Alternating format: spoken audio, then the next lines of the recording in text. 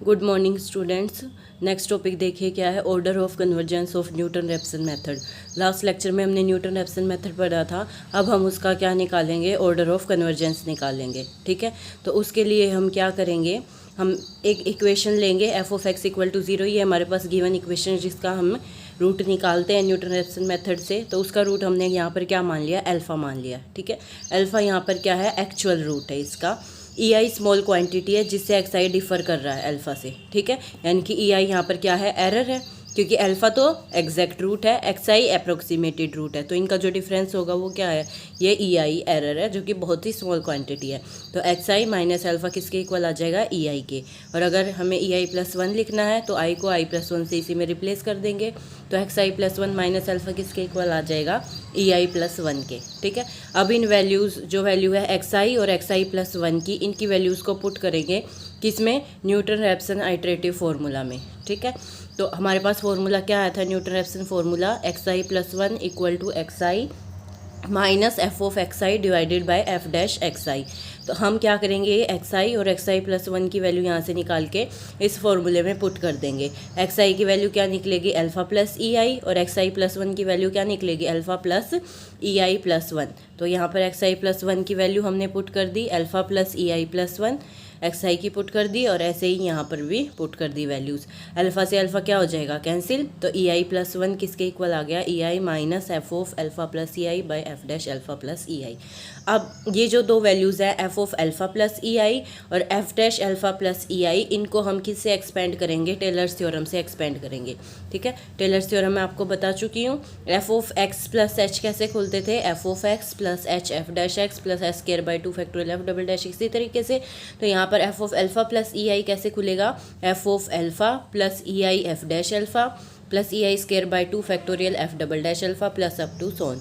ऐसे ही डेरिवेटिव के लिए खुलेगा f dash alpha plus e i f double dash alpha plus up to so on. ठीक है, अब उसके बाद क्या किया हमने, ऊपर वाली टर्म में से एफ जो आपके पास ई आई है उसको कॉमन निकाल लिया। ठीक है, ये जो एफ ऑफ अल्फ़ा ये तो ज़ीरो ही हो जाएगा।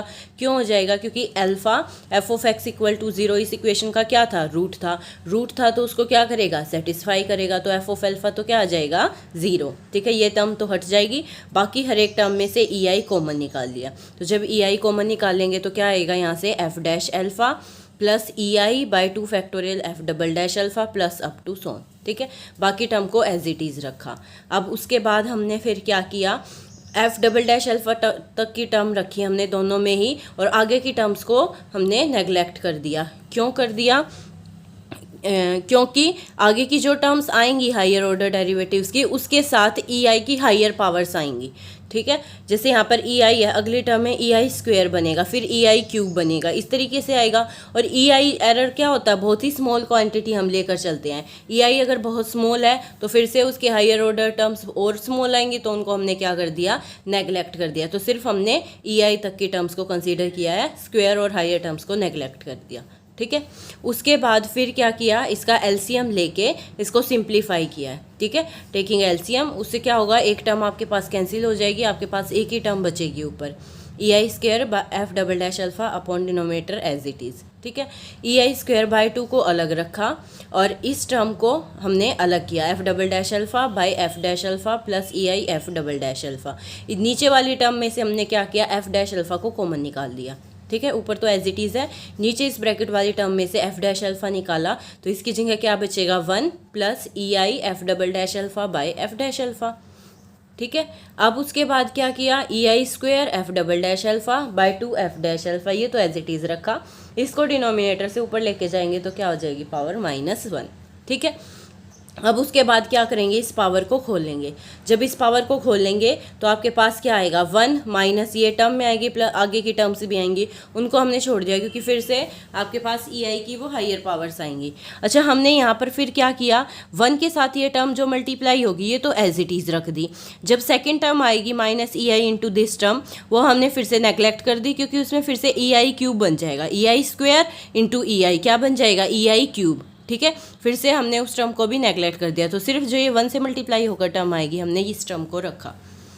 ठीक है। उसके बाद फिर हमने क्या किया, ये जो टर्म आई हुई थी पीछे F double dash alpha by 2f dash alpha, इस टर्म को हमने क्या रख दिया, के रख दिया। ठीक है, वेयर के यहाँ पर क्या है, फाइनाइट है।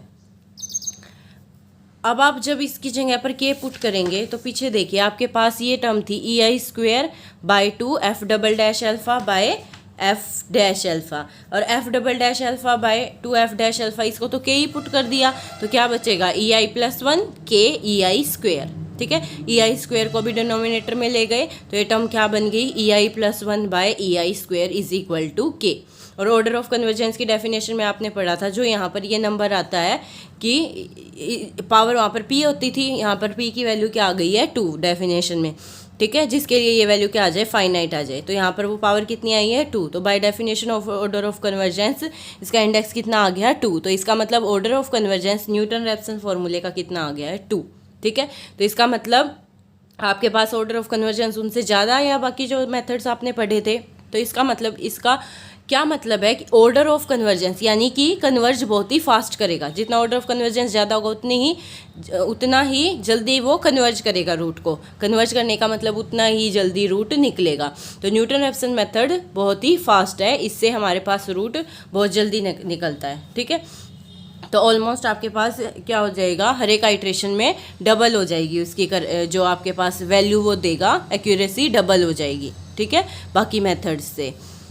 तो इसने यही कहा, since order of convergence of Newton Raphson method 2 है, तो इसका मतलब फर्स्ट आइट्रेशन पे वो करेक्ट आंसर दे देगा 1 डेसिमल प्लेस तक, सेकंड आइट्रेशन में वो करेक्ट आंसर दे देगा कितने प्लेसेस तक, 2 डेसिमल प्लेसेस तक, फिर डबल होता चला जाएगा, थर्ड आइट्रेशन में 4 डेसिमल प्लेसेस तक। तो इस तरीके से जब वो बढ़ता जाएगा तो इसका मतलब रूट क्या निकलेगा, बहुत ही फास्ट निकलेगा। ठीक है, लेकिन इसमें आपके पास आपको ध्यान क्या रखना है कि जो शुरू में आप अप्रोक्सीमेशन इसमें चूज़ करोगे वो एक्चुअल रूट के बहुत ही पास होनी चाहिए, अदरवाइज आप एंडलेस साइकिल ऑफ अप्रोक्सीमेशन में फंस जाओगे। यानी कि आप बार बार अप्रोक्सीमेशन करते जाओगे लेकिन वो रूट नहीं निकलेगा। तो आपको इसमें ये बहुत ही, इसका मतलब क्या है, सेंसिटिव मेथड है, इसमें आपको ध्यान रखना पड़ेगा कि आपने जो अप्रोक्सीमेशन ली है वो एक्चुअल रूट के बहुत ही क्लोज होनी चाहिए। ठीक है, इस बात का आपको ध्यान रखना है इस मेथड में। फिर उसके बाद नेक्स्ट है कंपैरिजन ऑफ आइट्रेटिव मेथड्स। इसमें आप क्या करोगे, जितने भी मेथड्स आपने पढ़े हैं उनके बीच में कंपैरिजन करोगे। तो 3 मेन फैक्टर इसने बताए कंपैरिजन के लिए सारे मेथड्स के बीच में। वो क्या है, एक तो सेंसिटिविटी मेथड की, जैसे आपने अभी न्यूटन रैप्सन मेथड में ही देखा कि ये बहुत ही सेंसिटिव है ना, कि आपको अप्रोक्सीमेशन जो लोगे इनिशियल अप्रोक्सीमेशन वो एक्चुअल रूट के बहुत ही पास लेनी पड़ेगी। क्लियर है। फिर रेट ऑफ कन्वर्जेंस आपने पढ़ा हर एक ऑर्डर ऑफ कन्वर्जेंस का। और थर्ड क्या है, computational work required in each iteration, कि हर एक आइट्रेशन में कितना कंप्यूटेशनल वर्क आपको करना पड़ रहा है, कितनी कैलकुलेशन आपको करनी पड़ रही है। इन बेसिस पे हम कंपैरिजन करेंगे।